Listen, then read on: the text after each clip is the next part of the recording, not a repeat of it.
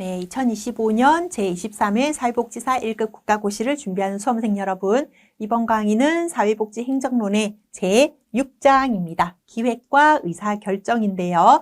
자, 기획과 관련해서는 아마 행정론에서 처음 다루는 내용들도 있겠지만 의사결정과 관련된 내용은 정책론이나 지역사회복지론하고 겹치는 내용이 있다는 점 미리 알고 공부해 두시면 되겠습니다.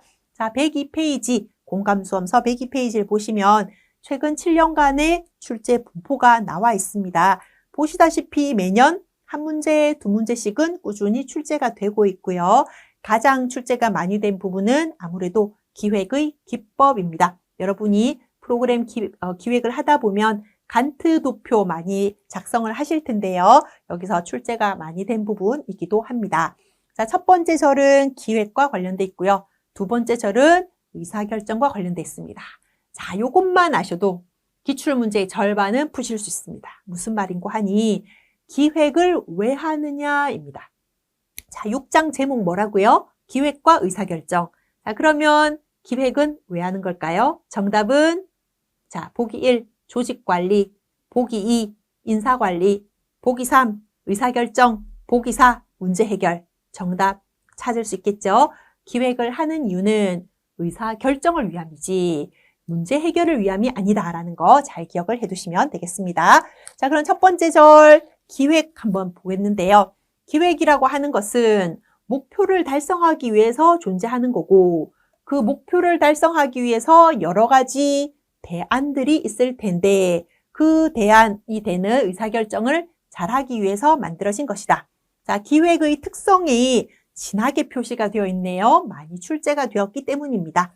계획이라고 하지 않고 기획이라고 한 데는 나름의 이유가 있기 때문입니다. 여러분, 플랜이라는 말 많이 쓰잖아요. 그죠? 플랜. 계획이라는 뜻입니다. 자, 그런데 거기에 ing가 붙습니다. 이렇게 단모음과 단자음이 만나면 자음을 하나 더 쓴다라는 영문법이 있지요. 기획이라고 하는 건 플랜 아니고 플래닝입니다. 뒤에 ing가 붙으면 우리 영어 시간에 두 가지로 하잖아요. 동명사 아니면 현재 분사다. 진행형의 의미가 있거나 명사형으로 만들어 버리는 것이죠. 그러면 이해하기 쉽겠네요. 자, 기획은 ing가 붙었으니까 과거지향 아닐 겁니다. 미래지향적이다. 자, ing가 붙었으니까 결과 아닐 겁니다. 계속적인 과정이다.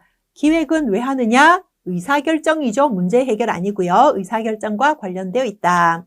기획은 왜 하느냐? 목표 달성을 잘하기 위한 여러 가지 의사결정 중에 하나를 정하는 거다. 목표 지향적이라는 거죠. 목표 그 자체가 아니다. 그거를 위한 수단이다. 기획을 위한 기획하면 안 됩니다. 혹시 여러분 닥구 하십니까? 닥구? 다이어리 꾸미기? 다이어리 꾸미는 그 자체가 목적이 되면 안 됩니다. 1급 시험에 합격하기 위해서 시험 공부를 해야 되는데 8과목 강의는 언제 들을 것이며 기출문제 언제 풀고 모의고사는 언제 할 것인지 그거를 다이어리에서 여러분이 계획을 세워내야죠. 그죠? 그러니 그거는 수단에 불과하는 거지 다이어리 꾸미는 그 자체가 목적이 되면 안 된다. 기획도 마찬가지입니다. 기획 자체는 의사결정을 위한 수단인 것이지 기획 자체가 목적이 되면 안 된다. 자, 기획의 특성 이 두 줄을 잘 공부를 해두시면 되겠습니다. 자, 이런 기획을 하면 안 하는 것보다 좋겠죠. 자, 우리가 행정의 가치라고 하는 거 여기 다 들어 있습니다. 시간 낭비 안 할 것이고 목적 달성하는 데 용이, 효과성 있을 것이고 또 정부로부터 위임받은 조직이라는 점에서 책임성도 높일 것이고 내가 작성한 기획안이 채택되었을 때 동기부여, 사기도 높아질 것이고 기획안을 작성하면서 여러 가지 자료 수집도 하고 전문가 자문도 구해보고 이러면서 불확실성도 최소화할 것이고 그러다 보면 좀 더 합리적인 의사결정을 할 수 있으니 합리성도 높일 것이다. 이게 기획의 필요성입니다. 자, 이런 기획에는 여러 가지 유형이 있는데요. 사실은 조직의 위계 수준 중에 어디에 내가 있느냐에 따라서 기획은 다른 걸 하게 될 겁니다. 예를 들어 나는 문영주 사회복지사예요. 문영주 사회복지사는 이번 주에 뭐 할 건가? 이번 프로그램 회기에 뭐 할 건가? 그거를 기획할 겁니다. 문영주가 속해 있는 지역조직팀의 팀장님은 그래서 우리 고립가구 발굴 어떻게 할 것이냐? 그 발굴된 고립가구에게 무엇을 어떻게 지원해 줄 것이냐, 그거를 기획할 것입니다. 중간관리층인 부장님은 사회적 고립가구 발굴하고 있는 저기 지역복지팀과 사례 관리를 하고 있는 저 팀 두 개를 어떻게 이어붙여서 업무를 해나가게 할 것인가, 그거를 기획할 것입니다. 우리 조직의 최고 관리자인 관장님께서는 그래서 우리 조직은 동중심으로 갈 것이냐, 지금처럼 3대 기능으로 구분해서 운영할 것이냐, 그거를 결정하고 그 과정에서 기획을 하게 될 것입니다. 자, 모두가 기획을 하는 건 마찬가지인데 무엇을 기획하느냐는 다르다는 거죠. 최고 관리자는 중장기적인 우리 조직의 비전, 미션 이런 거에 관심을 두겠지만 밑에 실무자는 일상 업무에 관심을 두고 있습니다. 자, 그러니 이 조직의 기획을 시간으로 따라서도 유형화할 수 있겠네요. 장기 기획이라고 하는 것은 5년, 10년, 긴, 먼 미래를 보고 기획을 하는 겁니다. 하지만 단기 기획이라고 하는 것은 올해 어떻게 할 것인가를 기획을 하는 겁니다. 사회복지시설기관들은 위수탁 과정을 거치죠. 지자체로부터 위탁을 받아서 운영을 하게 되는데 보통 그 위탁 기간이 4년 또는 5년입니다. 그러니까 이번에 우리한테 기회를 주면 우리는 앞으로 5년 동안 이 기관을 이렇게 운영해 나갈 것입니다 하는 걸 기획하는 게 장기 기획이 될 겁니다. 2025년도에는 우리가 이런 사업을 하려고 하니까 이만큼의 예산을 주세요 라고 기획하는 건 단기 기획이 될 것입니다. 또 무엇을 기획하느냐에 따라서 전략 기획과 운영 기획으로 나뉩니다. 아무래도 장기 기획이라면 전략 기획과 관련이 깊을 거예요. 우리가 전략적 관리 이론을 배웠습니다. 그때 스왓 분석이라는 걸 했었죠. 우리 조직을 둘러싼 외부 환경을 분석하는 게 그때 전략의 의미였습니다. 운영 기획이라고 하는 거 오퍼레이션입니다. 우리 조직의 현재 자원이 이 정도 있네. 그럼 이 정도를 아껴 써가지고 어느 부서에 얼마만큼 할당을 해서 조직을 운영하면 되겠다. 그게 운영 기획입니다. 전략 기획은 주로 장기 기획과 관련이 깊고 운영 기획은 단기 기획과 관련이 깊다. 전략 기획은 우리 조직을 어떻게 할 것인가와 관련이 깊고 운영 기획은 우리 부서를 어떻게 할 것인가와 관련이 깊다. 이러면 어렵지 않게 구분을 합니다. 또 우리 조직은 인적 자원과 물적 자원을 보유하고 있으니 그 자원을 낭비해서도 안 될 것이고 부족하면 새롭게 그 자원을 확보해야 되는 조직입니다. 자, 첫 번째, 재정에 대한 기획도 해야 됩니다. 내년도 예산이 얼마가 필요할 것인지를 철두철미하게 기획을 남겨야 됩니다. 많이 받는 게 좋은 거 아닌가? 그렇지 않습니다. 남으면 반납해야 되잖아요. 반납률이 높다라고 하는 것은 그만큼 재정 기획을 잘못 세웠다라는 뜻이 될 테니까 사회복지 조직이라면 영원 만드는 게 가장 일 잘한 게 되겠죠. 마이너스가 되어도 안 되고 돈이 남아도 안 되고 영원을 만들어냅니다. 두 번째는 시설과 장비에 대한 기획입니다.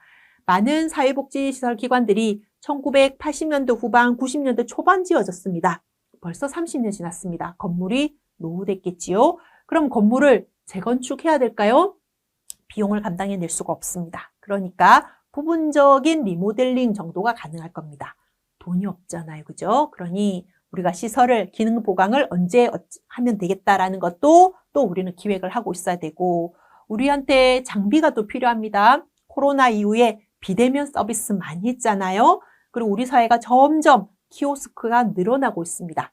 세상은 키오스크로 주문하고 있는데 우리는 기관에서 종이로 식권 나눠주고 있다. 어불성설이잖아요. 우리도 키오스크 구매해야 될 것이고 비대면을 위해서 스튜디오 장비 갖춰야 됩니다. 이런 시설과 장비를 갖추는 것도 미리 기획을 세워놔야 될 겁니다. 세 번째, 각종 소비 물자. 우리 비품들 많이 씁니다.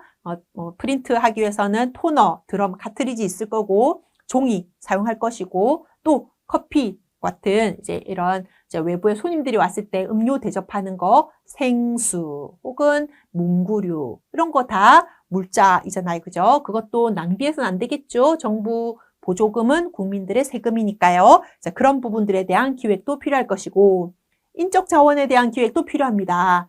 내년도에 우리가 이런 사회적 고립가구 발굴 지원 사업을 해보고 싶은데 직원이 부족하다. 그럼 내년에 지역조직팀에 직원을 한 명 충원해야겠다. 그거를 미리 알고 기획안에 올려야 예산이 내려올 거 아닙니까? 그죠? 그래서 내년도에 또 누군가가 육아휴직을 간다, 출산휴가를 간다, 그럼 또 육아휴직 대체 인력 이런 부분들 미리 사전에 기획을 남겨놔야 됩니다. 내년에는 우리 기관도 실습생 교육을 한번 해보자. 근데 슈퍼바이저 요건에 맞는 사람이 없다. 그러면 슈퍼바이저 요건 맞는 사람을 또 충원을 하거나 해야 되는 이런 노력들도 합니다. 이 모든 게 그때그때 즉흥적으로 하는 게 아니고 사전에 기획을 토대로 이루어진다라는 점입니다. 자, 이런 내용들 외에도 그때그때 우리 조직에 필요하다면 프로젝트 기획을 할 수도 있을 것이고요. 개인적으로 나는 올해 이런 성장을 해보고 싶다. 내가 사회복지사이긴 하지만 회계 업무를 좀 더 제대로 배워보고 싶다. 그러면 전산회계 2급 자격증 취득을 위한 계획을 세울 것이고, 그러면 사회복지사 보수교육에서도 회계 교육을 좀 들으면 될 것이고, 외부의 강의를 들을 때도 회계 교육에 초점을 두면 되겠죠. 이런 것들이 개인 기획입니다. 사회복지 조직은 조직의 성장만큼이나 개인의 성장도 의미 있기 때문에 이제 그렇습니다. 자, 그럼 이제 기획에 대한 부분들은 봤어요. 기획을 왜 하는지, 기획의 유형에 뭐가 있는지도 알게 되었습니다. 자, 그러면 기획을 한번 해볼까요? 이때 기획에도 과정이 있습니다. 기획의 과정이라고 해서 107페이지 밑에 보면 스키드모어는 이라고 되어 있지요. 실제 시험 문제에서도 다음은 스키드모어의 기획의 과정이다. 빈칸에 알맞은 것은 이렇게 해서 1번부터 7번까지 있는 사이에 하나를 비워놓고 거기를 채워 넣는 거 시험에 나온 적도 있고요. 다음은 스키드모어의 기획의 과정이다. 순서를 알맞게 제시한 것은 가나다라마 섞어놓고 바로 잡는 것도 시험에 나왔습니다. 많이 틀렸어요. 아마 그 해에 출제되었던 문제들 중에서 수험생들이 가장 많이 틀린 문제가 아마 이 문제였을 것 같은데요. 왜 틀리지? 함정이 좀 있거든요. 어느 부분이 함정이냐? 5번, 6번이 함정입니다. 왜 그럴까요?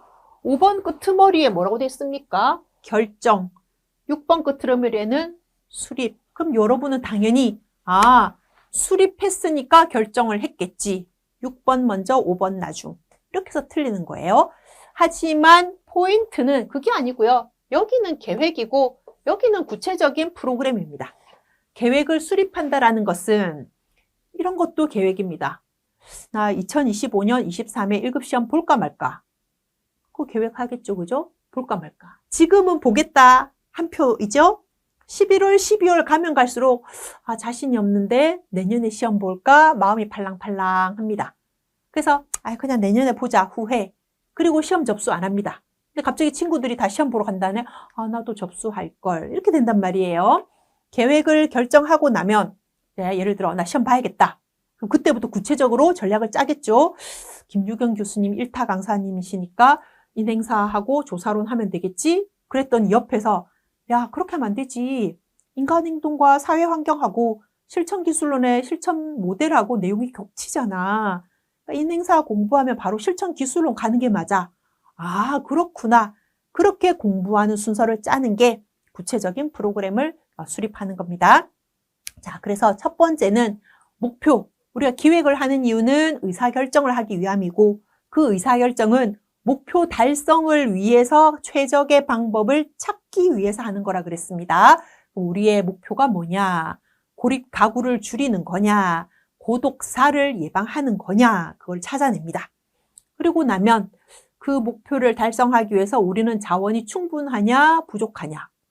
충분하다면 바로 실행으로 옮기면 되고 부족하다면 자원부터 찾아야 되니까요. 그래서 자원을 고려한다. 현실적으로 우리에게 시간 자원은 얼마나 남아있는가? 사람은 몇 명인가? 쓸 수 있는 돈은 어느 정도인가? 찾아냅니다. 세 번째, 그 돈으로, 그 인력으로 뭘 하면 좋을까? 캠페인을 하는 게 좋을까?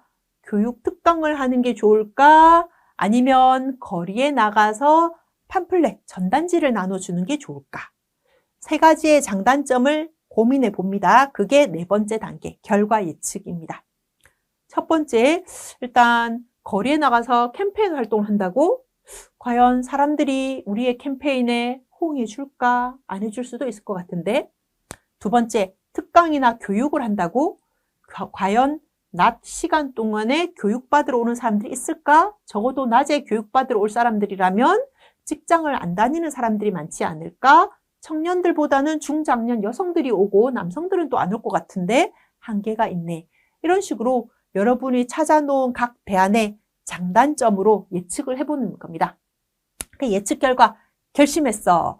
캠페인이야. 그러면 그게 5번 단계 계획 결정입니다. 우리는 캠페인 하기로 결심했어. 결정했어입니다. 자, 그렇게 결정을 하고 나면 캠페인을 어떻게 할까? 캠페인을 어디서 할까? 무슨 내용을 담는 팜플렛을 만들어서 캠페인을 할까? 이런 것들을 구체화시키는 작업이 6번 구체적인 프로그램 수립입니다. 그래서 5번의 단계에서는 어느 안대로 할 것인가를 결정하는 거라면 6번 단계에서는 6하 원칙 또는 7하 원칙에 따라서 프로그램을 수립하는 겁니다. 언제 할까? 어디서 할까? 누구를 위하여 할까? 누구와 할까? 무엇을 할까? 어떻게 할까? 그 내용을 구체화하는 게 6번입니다. 그리고 나면 이제 실천을 하겠죠, 그죠? 이제 실천하는 과정에서도 변화는 있단 말이에요. 우리는 이렇게 계획했으니까 무조건 끝까지 가겠습니다가 아닌 거죠. 여러분도 6월 달부터 공부를 시작하시는 분들이라면 1배속으로 이 강의를 들을 겁니다. 근데 공감이라는 존재를 전혀 모르고 있다가 12월 기말고사 끝나고 나서 친구들이 야, 공감 강의 진짜 좋지. 야, 김유경 교수님 강의 진짜 좋아. 꼭 들어봐. 여러분이 그때서야 접했어요. 아, 그래. 나도 1배속 아니죠. 그때는 시간이 얼마 안 남아서 1배속으로 듣다가는 8과목 다 듣지도 못하고 시험 보러 갑니다. 그럼 여러분은 개방성을 유지하죠. 융통성을 발휘해야 된다는 의미입니다. 남들은 1배속일지 몰라도 나는 2배속, 난 시간이 없다. 남들은 이미 3회독, 영상 3번 들었다. 나는 이번이 첫 번째다. 그러면 남들보다 빨리 들어야 되겠죠. 전체를 들어야 되니까. 7번이라고 하는 건 변화를 위한 개방성 유지입니다. 우리가 최초 세웠던 그 기획안대로 밀어붙이는 게 아니에요. 항상 상황의 변화, 환경의 변화는 있을 수밖에 없다. 그러니 우리는 융통성을 가지고 움직여야 되지 경직되면 안 된다라는 겁니다. 자, 스키드모어의 기획의 과정, 순서 기억할 수 있겠죠? 1급 시험을 예로 들면 문제 푸실 수 있습니다. 목표, 나 1급 무조건 합격해야 돼. 1급 합격하기까지의 자원, 시간 얼마 남아있나? 나 돈 얼마 있나? 공감 수험서 8권 살 수 있나 없나? 돈 모자라네? 그러면 기출문제집부터 사자. 사람은 김유경 교수님 강의 좋네, 듣자. 다른 타사 사이트 별로네, 그럼 포기. 그렇게 해서 여러분들이 각각의 대안의 장단점을 찾고, 그리고 결심했어. 나 원서 접수할 거야. 원서 접수했네. 앞으로 남은 기간 동안 8과목을 언제 어디서 누구와 무엇을 왜 어떻게 공부하지? 스터디 카페 갈까? 아니 도서관 갈까? 아니 집에서 하자. 인강 들을까? 아니 기출문제 풀까? 혼자 할까? 열풍타 가입할까? 아니 네이버 카페라도 가입해보자. 이런 식으로 해서 계획대로 하다가 돌발 상황이 발생하면 개방성을 유지하면 됩니다. 스키드모어의 기획의 과정입니다. 자, 이런 기획의 과정을 따라서 이제 기획을 하면 됩니다. 구체적인 기법인데요. 시험에 가장 많이 출제된 것은 동그라미 1번 시간별 활동 계획, 다른 말로 간트 차트입니다. 프로그램 기획안 과제를 해보신 분이라면 어렵지 않은 내용일 텐데요. 자, 요거 이제 그림 보시면 조금 이해하기가 쉽습니다. 이제 110페이지에 보시면 이 그림의 특징이 있어요. 왼쪽에는 세부 사업, 활동이 적혀져 있고요. 위쪽에는 기간이 있고요. 그리고 중간에 막대 도표로 음영이 표기가 되어 있습니다. 그게 간트 도표의 특징입니다. 만약에 시험 문제에 세로의 세부 사업과 가로의 기간이 명시되어 있으면서 막대 도표로 작성하는 가장 간편한 기획 기법. 여러분 답으로 시간별 활동 계획, 다른 말로 간트 도표를 답으로 찾아주시면 됩니다. 간트 도표의 설명으로 옳은 것은 틀린 것은 이 설명을 찾아내시면 됩니다. 자, 그런데 간트 도표에 단점이 있습니다. 자, 110페이지 보시면요. 여기 지금이 3월이라고 생각해 봅시다. 3월이라면 뭐를 하고 있어야 되나요? 청년 니트 아웃리치 끝나야 됐고요. 마을 활동가 네트워크 끝나야 됐고요. 마을 두드림도 다 끝나야 됩니다. 그죠? 그러니 이 3월에 있는 이 막대에는 이 업무들 간에 어떤 거는 동시에 하고 어떤 건 나중에 하고 이거는 파악이 되는데 업무들 간의 관련성을 알 수가 없어요. 예를 들면 3월이면 아웃리치도 하고 실무자 네트워크도 하고 마을 활동가 네트워크도 해야 되는데 실무자 네트워크와 마을 활동가 네트워크 간에는 어떤 관련성이 있는가? 이 간트 도표만 가지고는 알 수가 없습니다. 그래서 109페이지에 보시면 간트 도표의 특징이 여러 가지가 있는데 거기 진하게 표시가 된 부분 있죠. 세로에는 사업, 활동, 가로에는 시간, 기입돼 있고 막대 도표로 그리는데 그 밑에 보면 과업들 간의 연관성, 연결성을 파악할 수 없다는 단점이 있다. 이게 간트의 단점입니다. 항상 단점이 있으면 단점을 보완하는 새로운 방법이 등장합니다. 그게 두 번째 프로그램 평가 검토 기법, 다른 말로 펄트입니다.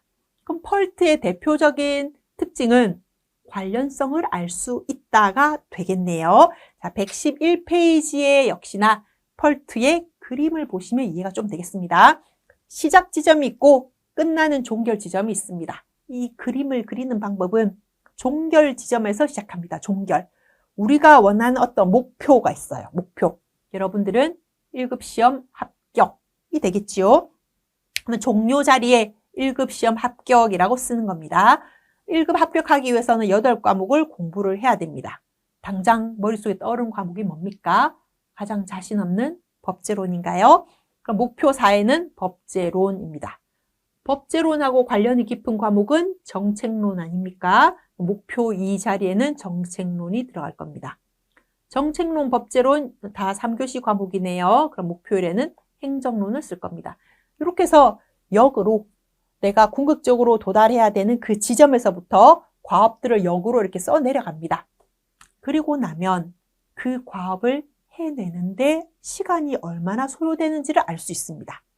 111페이지 그림을 예로 든다면 목표 1과 목표 2 사이에는 최소 3일이라는 시간이 걸려요.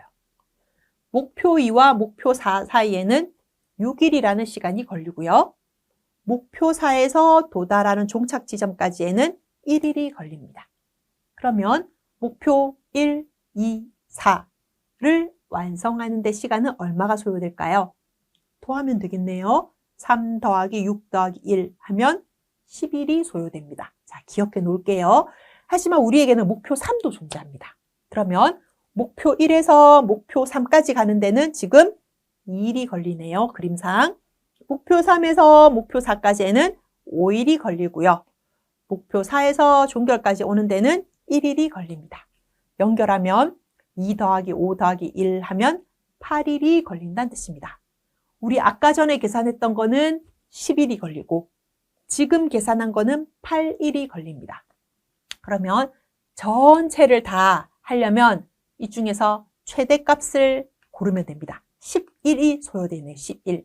10일 안에 8일이 포함 관계가 있기 때문에 그렇습니다.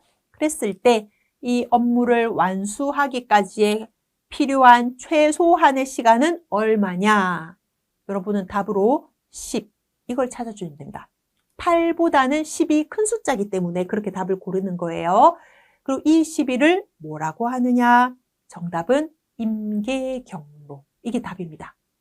최단경로, 최장경로 다 오답입니다.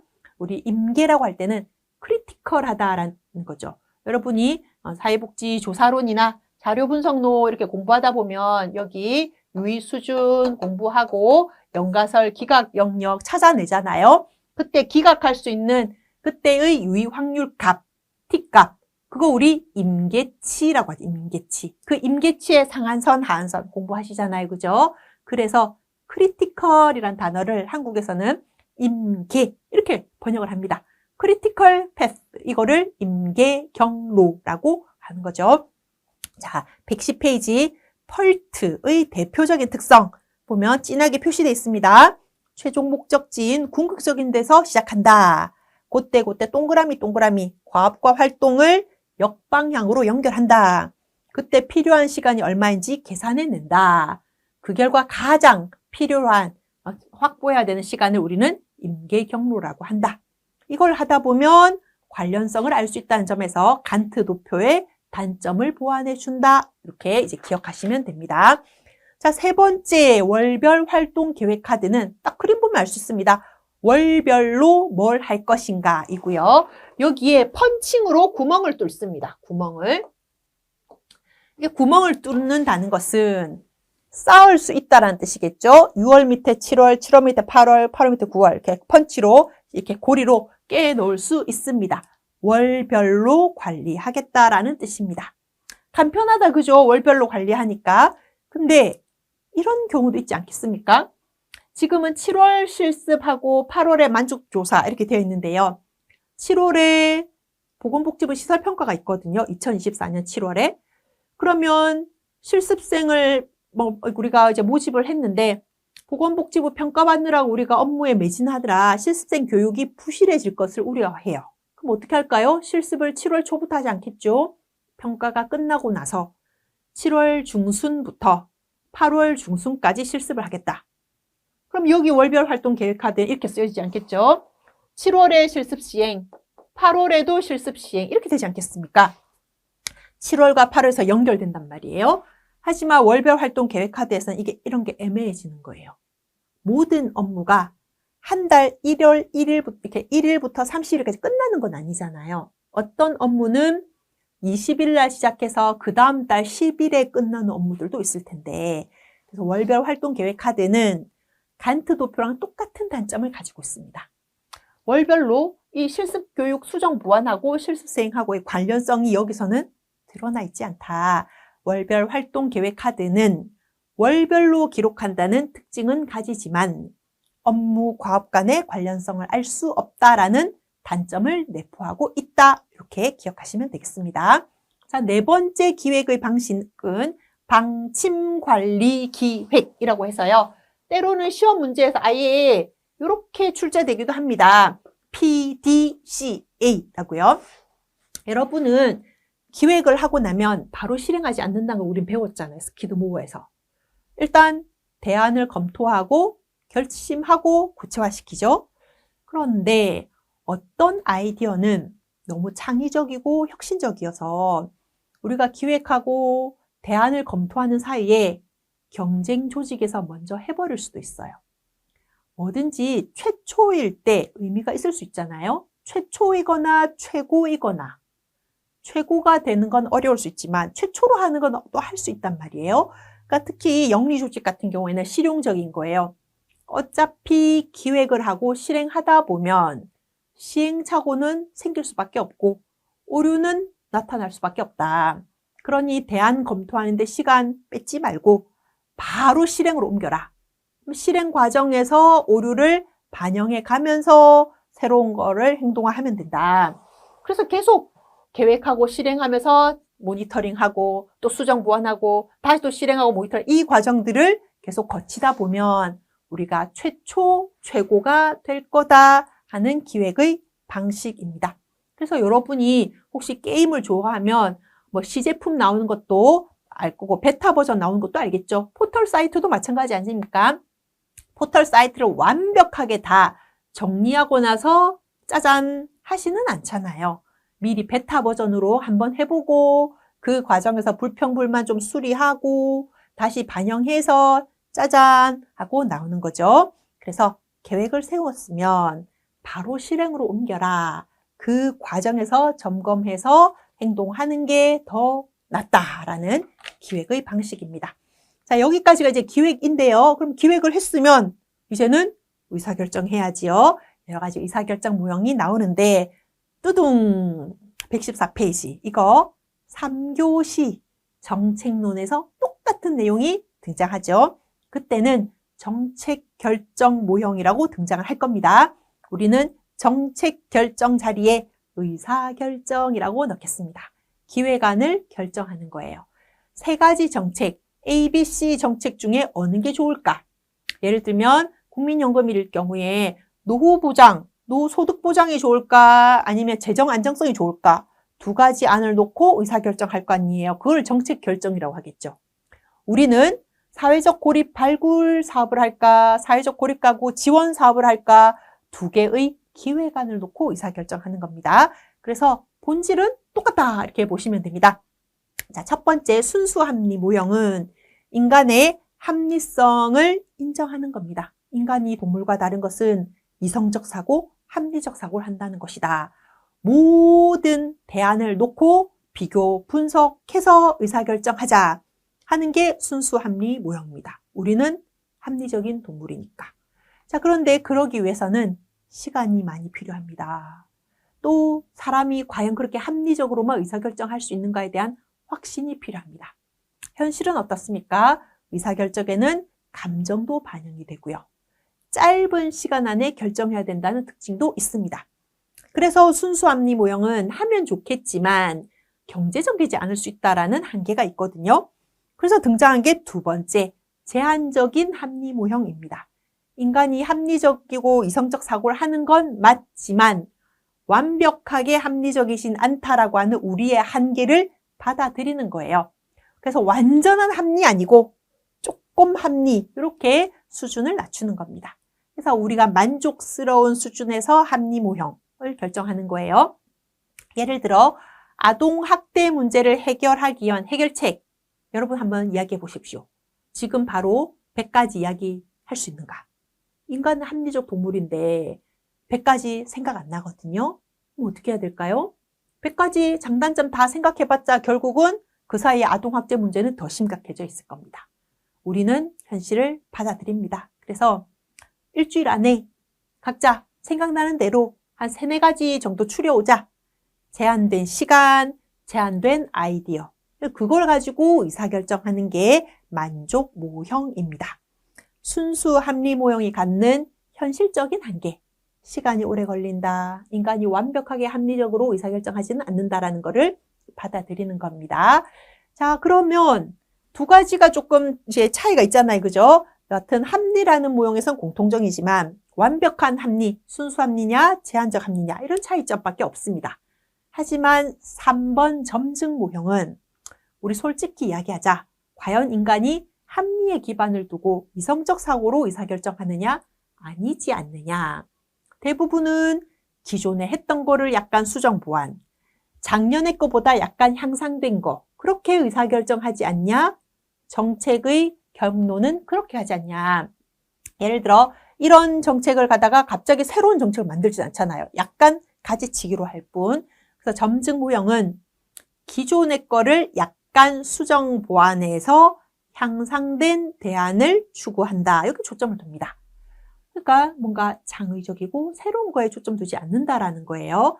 너무 창의적이고 너무 새로운적인 거면 현실 세계 주민들이 받아들이는데 거부감이 생길 수도 있다. 그런데 기존의 거 약간 수정 보완하면 받아들일 수 있다. 이렇게 보는 거예요. 그러니까 점증 모형의 한계점은 새롭고 창의적인 아이디어는 나오지 않는다. 그래서 보수적이다라고 비판받는다라는 게 가장 큰 특징입니다. 자, 그럼 어떻게 하면 좋을까요? 절충안. 합리 모형을 일부 가져오고 점증 모형을 일부 가지고 오면 큰 틀에서는 합리 모형이지만 그 사이사이에 있는 부분들은 점증 모형으로 대체하면 되겠지요. 그게 혼합 모형입니다. 두 가지를 결합했다라는 뜻이 되겠지요. 자, 그에 비해서 5번째 최적 모형, 6번째 쓰레기통 모형 별표 하겠습니다. 행정론에서는 이게 답이 되는 경우들이 꽤 있습니다. 자, 인간은 합리적이긴 한데요. 때로는 합리적으로 설명할 수 없는 초합리적인 요인들도 있습니다. 그러고 있지 않나요? 왠지 모르게 이게 끌렸는데 역시나. 여러분 1급 시험에서도 제발 이런 일이 벌어지기를요. 모르는 거, 포기, 찍었는데 맞췄어. 뭐 이런 일이 일어나길요. 그거는 초합리적인 거잖아요. 그죠? 최적의 모형이라고 하는 것은 인간의 의사결정에는 합리적인 요인도 들어가지만 합리적으로는 설명하기 어려운 초합리적인 것도 있다. 그래서 합리적으로 하려면 양적 연구에 초점을 두고 객관적인 수치로 의사결정을 해야 되지만 때로는 인터뷰를 통한 깊이 있는 이해를 도모하는 질적 연구도 의미가 있다. 그러니까 우리는 두 가지를 결합하잖아요. 양적 연구 자료와 질적 연구 자료를 둘 다 포함해서 의사결정을 내리지 않습니까? 그런 거를 최적 모형이라고 이야기를 합니다. 자, 6번째 쓰레기통 모형이라고 하는 건 우연이라는 키워드가 포인트입니다. 시험에서 힌트를 줍니다. 다음은 무슨 모형이냐?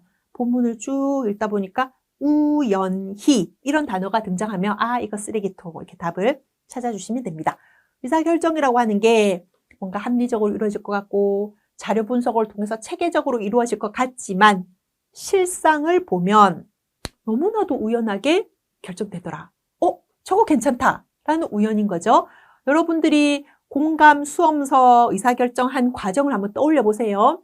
어떤 분은 교보문고나 동보서적이나 알라딘 서점에 가서 모든 1급 수험서를 다 끄집어내 놓고 엑셀에 장단점을 보고서처럼 이렇게 써서 결심했어. 이렇게 한 분들도 계셨겠지만 그냥 서점에 가서 쓱 봤는데 왠지 디자인이 예뻐. 색깔이 알록달록 좋네? 그냥 그래서 한번 싹 펼쳐봤는데 생각보다 괜찮은데 해서 구입했는데 웬걸 유튜브를 보니까 고퀄리티 강의가 올라옴. 네이버 카페 들어가 보니까 저자가 실시간으로 답변을 해줌. 야, 나 그냥 결정했는데 엄청 괜찮은데 우연한 결정이지만 대박 사건이 벌어진 것이죠. 쓰레기통 모형은 정말로 그 과정에서는 무질서해 보이지만 우연한 의사결정이 일어난 경우가 생각보다 많다라는 거에 초점을 두는 모형입니다. 그래서 어떤 사회 문제를 해결하기 위해서 그 문제를 해결하기 위한 사람들이 모여들고 그 사람들이 모여서 회의를 통해서 결정을 하는데 그 과정에서 실태, 자료, 인터뷰 결과, 작년에 했던 거 수정 보완 이런 게 아니라 정말 우연하게 결정되는 경우들도 있더라 하는 게 쓰레기통 모형입니다. 자, 의사결정의 모형, 다른 말로 정책결정 모형인데요. 정책론하고 겹치는 내용이니까 봐두시면 됩니다. 자, 이제 117페이지부터는 의사결정을 하는 구체적인 방법입니다. 여러분은 MBTI 믿습니까? E냐, I냐, 아니면 T냐, F냐, 아니면 P냐, J냐 이야기 하잖아요. 1번과 2번은 P냐, J냐에 따른 이야기입니다. 직관적으로 결정하는 사람도 있습니다. 그냥 느낌이 왠지 이게 끌려 하는 의사결정, 직관적입니다. 두 번째 판단적 의사결정은 내가 해봐서 아는데, 내가 배워봤는데 나의 지식과 나의 경험에 의존해서 결정을 내리는 겁니다. 세 번째 문제 해결적 의사결정 모형은요. 일단 자료를 찾고 원인을 찾고 결과를 찾고 자료 분석을 해서 통계적 유의도 보고 가설 검증 기각 이를 통해서 의사결정하는 것을 문제 해결적이라고 합니다. 자, 세 가지를 구분하시면 돼요. 느낌대로 육감으로 결정하느냐, 나의 지식과 경험에 비추어 결정하느냐, 합리적인 문제 해결 과정, 의사결정 과정을 거쳐서 결정하느냐 세 가지로 구분이 됩니다. 하지만 이 모든 과정이 사전에 정해져 있었다면 정형, 사전에 정해지지 않고 그냥 들이댔다 하면 비정형입니다. 그래서 4번과 5번은 그 둘 중에 어느 거냐 이렇게 보는 거지. 예를 들어 교수님 직관적 의사결정은 정형인가요? 비정형인가요? 이렇게 말하지는 않습니다. 1, 2, 3번을 따로 분류 기준으로 보고 사전에 정해졌으면 정형, 사전에 정해져 있지 않았으면 비정형 이렇게 봅니다. 의사결정을 혼자 하기도 하고 집단으로 하기도 할 겁니다. 118페이지부터 등장하는 혼자 하는 의사결정 방식은 두 가지가 있습니다. 의사결정 나무 분석과 대안 선택 흐름 도표인데요. 이 제목을 잘 보시면 됩니다. 나무가 포인트이고 선택이 포인트입니다. 여러분 나무는 어떻게 생겼습니까? 나무는 이렇게 나무 가지들이 있지 않습니까? 그죠?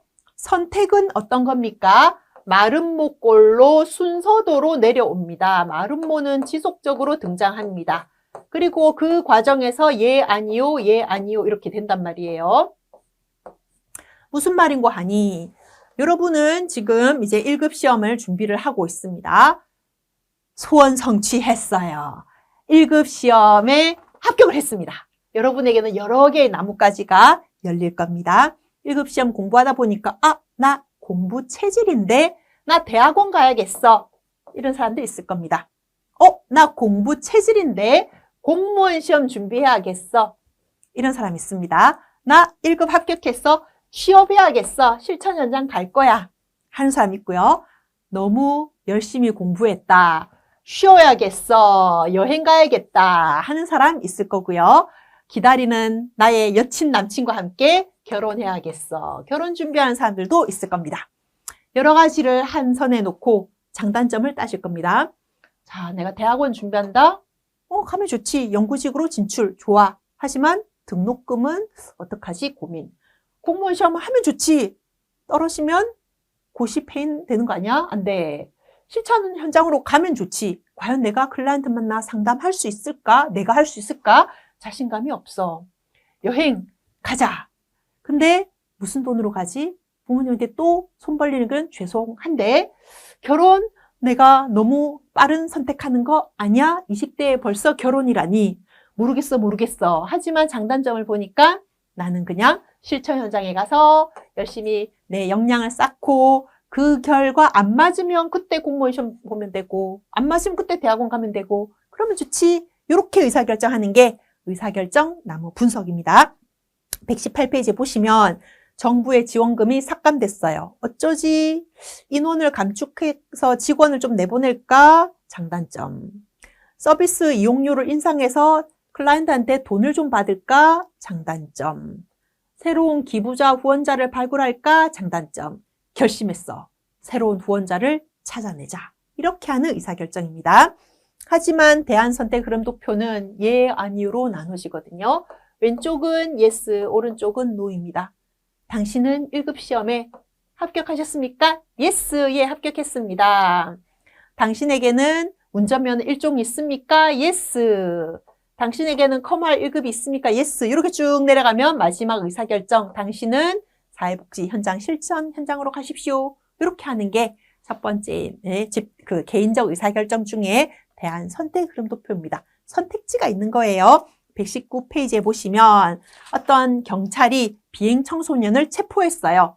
그랬는데 그 학생한테 뭔가 정신질환이 의심이 돼요. 그러면 정신건강의학과에 가서 이제 뭔가 병사용 진단소처럼 검사가 필요합니다. 그래서 MMPI부터 해서 HTP 여러 가지 심리 검사를 했더니 맞죠? 뭔가 질병이 의심이 돼요. 그럼 입원, 치료 감호 이렇게 해서 아니면 외래 치료 이렇게 판단을 하는 게 개인 의사결정 중에 선택이 이루어진 거니까 대안 선택 흐름 도표 이렇게 답을 찾아주면 됩니다. 자, 하지만 의사결정을 혼자 하는 게 아니라 여러 명이서 하는 경우도 있어요. 자, 첫 번째, 될 때까지 될 파이, 합의에 도달할 때까지. 두 번째, 명목 집단, 상호작용은 없으나 내용과 우선순위에 초점을 두는 방법. 세 번째, 동의 달력. 조금 생소하시죠? 자, 동의 달력은 질문 1, 2, 3, 4, 5, 6, 7이 이렇게 표로 쭉 있습니다. 그리고 각각에는 당신이 해당되는데 이렇게 표시를 하라라고 되어 있어요. 동의한다, 반대한다, 잘 모르겠다. 이렇게. 그럼 첫 번째 의견 나 동의합니다. 두 번째 의견은 반대합니다. 세 번째 의견은 잘 모르겠습니다. 이렇게 사람들이 표시를 하겠죠. 그리고 각각의 문항에 대해서 분석을 합니다. 1번 문항은 전체 구성원의 몇 %가 동의합니다. 2번 문항은 전체 중에 몇 %가 반대를 합니다. 그렇게 해서 대부분의 사람이 동의하거나 반대하면 더 이상 그거는 회의에서 안건으로 다룰 필요가 없죠. 근데 대부분의 사람들이 잘 모르겠다라고 응답했으면 그거를 위주로 회의를 함으로써 회의 시간을 단축시키는 방법. 그걸 우리는 동의 달력이라고 이야기를 합니다. 121페이지에는 브레인스토밍, 폭풍우 휘몰아치는 거예요. 의사결정을 하는 과정에서는 다양한 아이디어가 나와야 되겠죠. 근데 아이디어의 양과 질을 보았을 때 브레인스토밍에서는 다다익선이라고 보는 겁니다. 일단 양적으로 많아야 그 중에 건질 게 있다 이런 이야기입니다. 그러면 어떤 의견을 내놓고 자 토의해 봅시다 라고 할 때 문영주가 의견을 내놨어요. 근데 거기에 김영주가 저는 반대합니다. 이러면 그 옆에 있는 최영주, 박영주 뭐 이렇게 여러 영주들은 입을 꾹 다뭅니다. 아, 거절당할 수 있겠구나. 내 의견이 통과되지 않을 수도 있겠구나. 더 이상 의견 내는 사람은 없습니다. 브레인스토밍에서는 각각의 아이디어에 대해서는 비판하지 않는다. 이게 별표입니다. 121페이지 회색 박스 있죠? 브레인스토밍에는 4가지 원칙이 있다. 아이디어는 많을수록 좋다. 다다익선. 그 제안은 자유롭게 이루어져야 된다. 강제적이어서는 안 된다. 3번째, 다른 사람이 아이디어를 냈을 때 거기에 이러쿵 저러쿵 판단하면 안 된다. 판단하는 순간 다들 침묵할 테니까. 4번째, 그 다양한 아이디어들 간에 절충한 문영주가 이야기한 이 아이디어랑 김영주가 이야기한 이 아이디어를 합치면 너무 좋을 것 같아. 그게 브레인스토밍의 방법입니다. 자, 5번째 변증법이라고 하는 건 정반합입니다.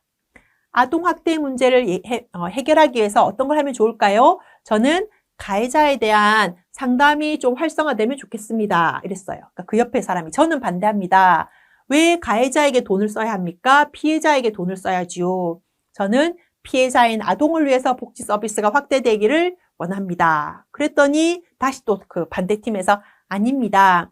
이 아이들이 아무리 상담 치료받고 변한다 하더라도 원가정으로 돌아왔을 때 부모가 변해 있지 않으면 의미가 없습니다. 그래서 저는 부모에 대한 상담이 필요하다고 생각합니다.